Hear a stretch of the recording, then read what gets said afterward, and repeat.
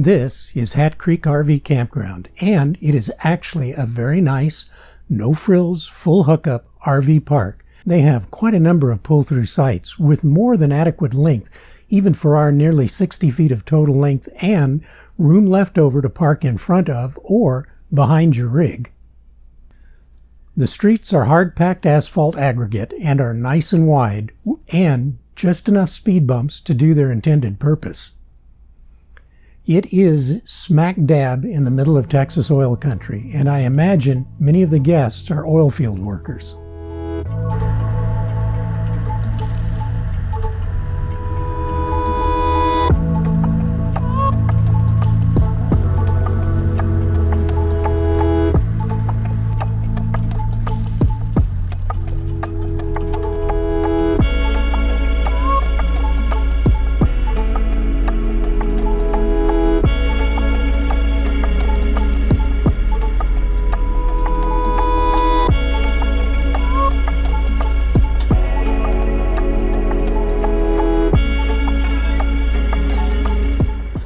In the morning, we leisurely buttoned up and got back on the road for, thank goodness, another 3-hour drive or so.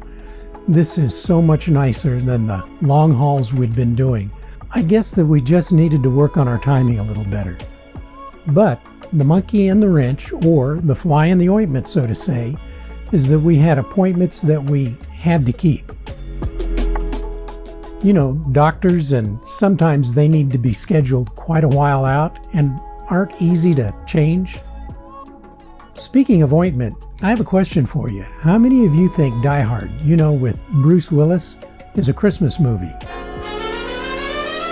I mean that I don't think the season is complete till I see Hans Gruber fall from the Nakatomi Plaza.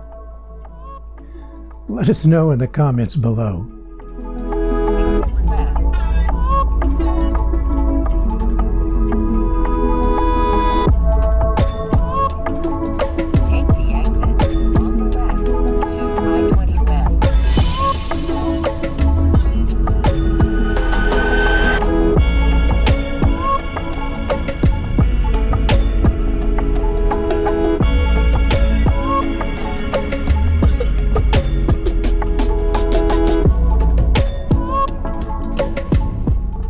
This part of the drive starts with a sight of several big rigs broken down along both sides of the freeway, fortunately already being attended to.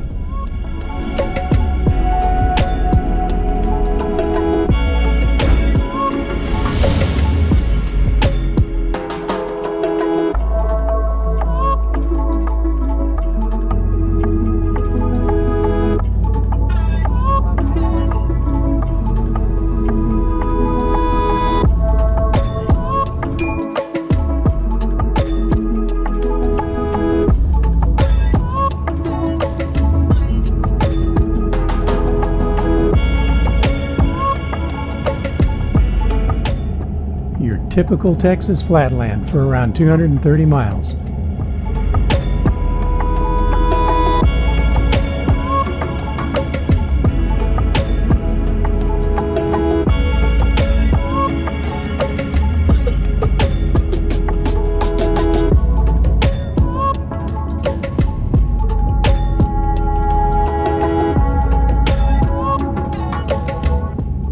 We are heading to our next overnight, which will be at Southern Star RV Park in Van Horn, Texas, which will bring us back down to the I-10 and closer to our old stomping grounds.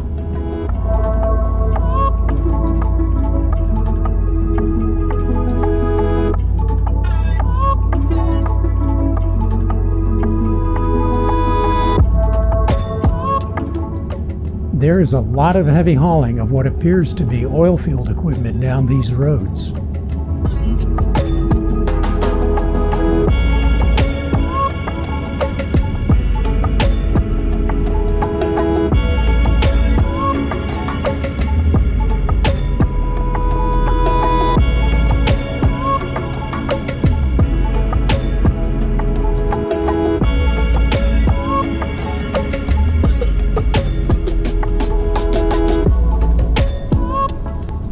Now, I don't know if it's my imagination or if the front end is getting looser as we deal with the road conditions.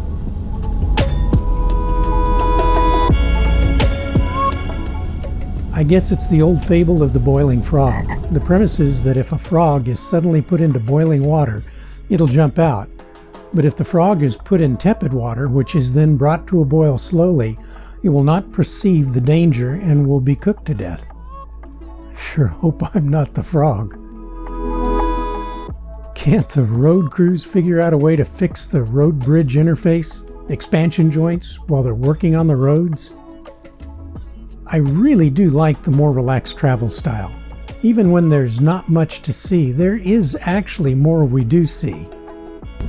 We did run into one of those West Texas dust storms. Even though this one was kind of on the small side, it does get your attention. Being from Arizona, we've seen the carnage they can cause.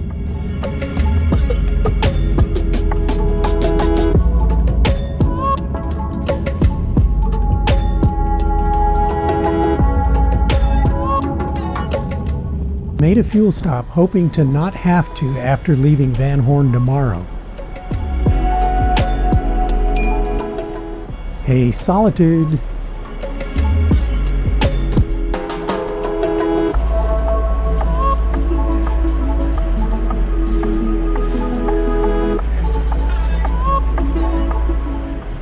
Just happened to be another family from the Phoenix Valley on their way back too.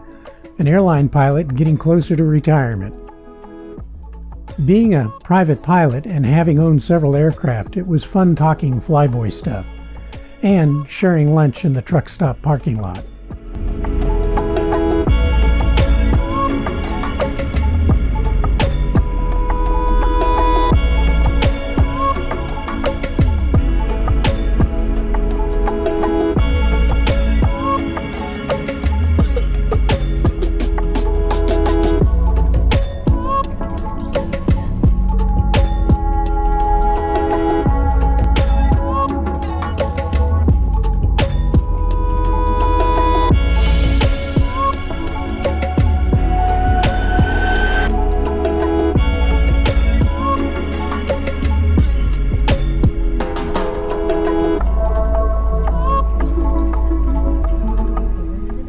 We pulled into Van Horn after 3.5 hours total drive time.